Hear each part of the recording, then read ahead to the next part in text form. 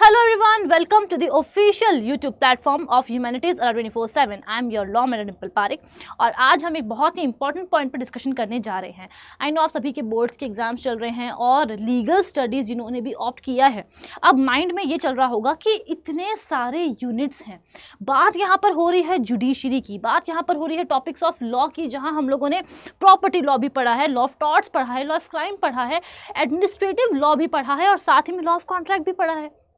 साथ में अगर हम लोग बात करें तो हम लोगों ने एडीआर को भी कवर किया है, ह्यूमन राइट्स को भी कवर किया है, जितने भी हमारे एडवोकेट्स एक्ट हैं, चाहे हम यहाँ पर बात करें हमारे नालसा के बारे में, चाहे हम यहाँ पर बात करें नेशनल कमीशन ऑफ विमेन के बारे में, इन सभी के बारे में हम लोगों ने पढ़ा है।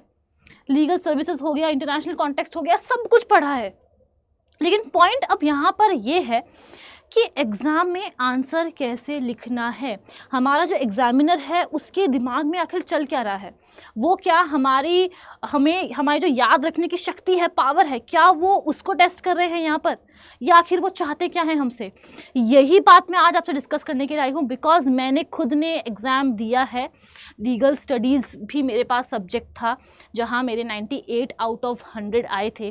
तो मैं आज आपको जो एडवाइस दे रही हूँ वो एज अ टीचर नहीं दे रही हूँ, एज अ सीनियर दे रही हूँ कि आपको जब एग्ज़ाम में पेपर आएगा तो उसको किस तरीके से अटेम्प्ट करना है कि आपको फुल मार्क्स मिल जाए। बिकॉज फुल मार्क्स मिलना बहुत सिंपल है, बहुत इजी है और मिल सकता है, डेफिनेटली मिल सकते हैं।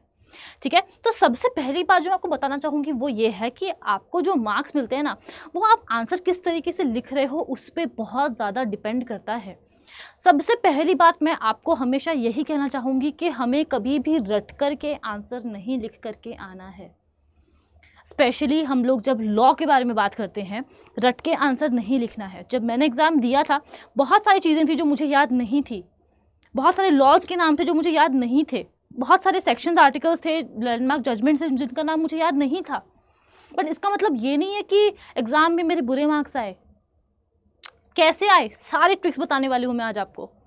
सबसे इम्पॉर्टेंट है कि आपको अपने खुद के लैंग्वेज में उस पर्टिकुलर आंसर को लिखना है। और ये जो फॉर्मेट मैं आपको बता रही हूँ, इस फॉर्मेट में अगर आप आंसर लिखते हैं तो आपको फुल मार्क्स मिलने से किसी भी आंसर में कोई नहीं रोक सकता है। कैसे लिखना है, अगर कोई क्वेश्चन पूछा गया है आपको, सबसे पहले आप एक बेसिक सा इंट्रोडक्शन लिख देंगे उस पर्टिकुलर टॉपिक के लिए, चाहे वो 2 लाइन ही क्यों ना हो।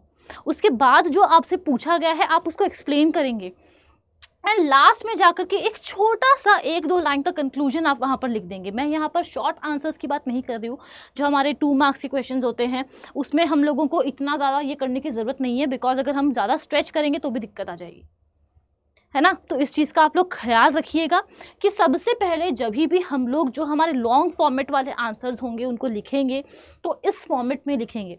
पहले इंट्रोडक्शन देंगे छोटा सा, फिर पूरी बॉडी में जो हमारा मेन आंसर है वो लिखेंगे और लास्ट में फिर आएगा हमारा कंक्लूजन, जहाँ पर हम लोगों ने जो कुछ भी पूरे आंसर में लिखा है उसको कंक्लूड करेंगे। अब दूसरी बात ये आती है कि भाई आखिर जो एग्जामिनर है हमारा, इसकी एक्सपेक्टेशन हमसे क्या है। क्या वो हमसे ये चाहता है कि जितने भी लैंडमार्क जजमेंट्स हैं हमें सब कुछ याद हो, जितने भी सेक्शंस हैं सब कुछ हमें याद हो, जितने भी लेजिस्लेशंस हैं उनकी ईयर ऑफ पासिंग क्या था, डेट ऑफ इनेक्टमेंट, एनफोर्समेंट सब याद हो? नहीं, ये काम अभी हमारा नहीं है। अभी आप सिर्फ लीगल स्टडीज़ पढ़ रहे हो, जहाँ पर आपसे ये एक्सपेक्टेशन रहती है कि एक जो नॉर्मल सिटीजन होते हैं या फिर नॉर्मल स्टूडेंट्स होते हैं उनसे आपकी जो level of understanding of the society है वो थोड़ी ज़्यादा बेटर हो, जो आपका level of understanding of the laws of this country है वो थोड़ी ज़्यादा बेटर हो।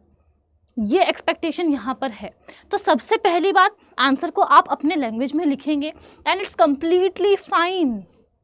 अगर कुछ ऐसा है जो आपको याद नहीं है, एग्ज़ाम के वक्त आप भूल गए हैं, कोई बात नहीं।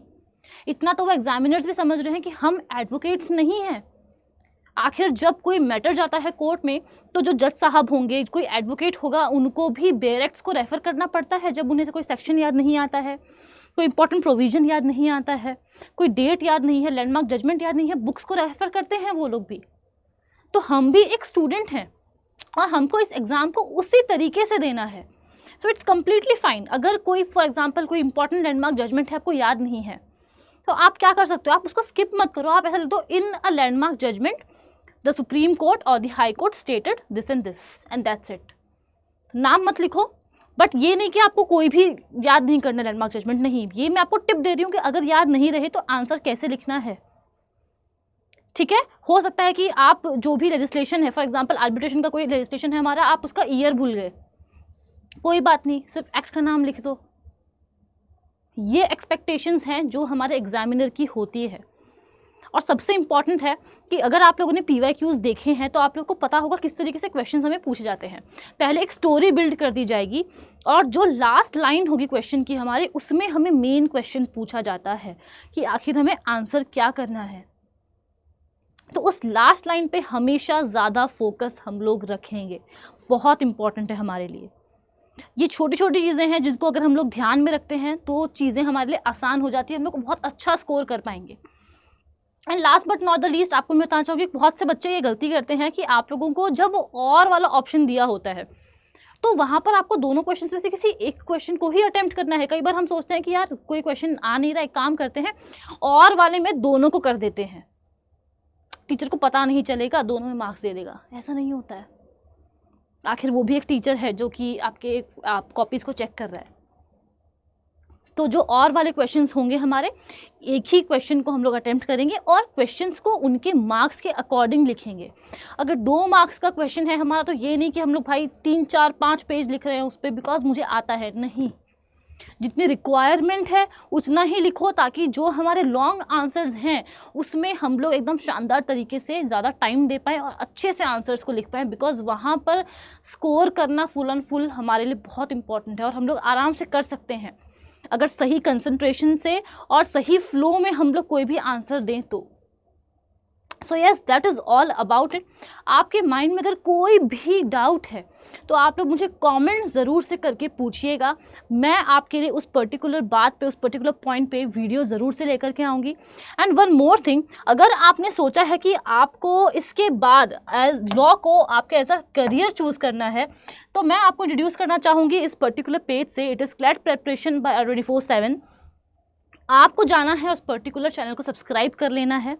जो लिंक है वो मैं आपको डिस्क्रिप्शन में प्रोवाइड करवा दूंगी, तो वहाँ से भी इस पर्टिकुलर चैनल को देख सकते हैं, सब्सक्राइब कर सकते हैं। बहुत हेल्पफुल होगा ये आपके लिए। यहाँ पर हम लोग जितने भी हमारे एग्जाम रिलेटेड क्वेश्चंस हैं, जो भी टॉपिक्स हैं, सब कुछ पढ़ते हैं, तो आपको बहुत आसानी हो जाएगी। आपको यहाँ वहाँ भटकना नहीं पड़ेगा किसी भी चीज़ को ग्रैब करने के लिए, सारी चीज़ें आपको प्रोवाइड की जाएगी, आपको बस मन लगा करके पढ़ना होगा। And that is all about it. Thank you so much.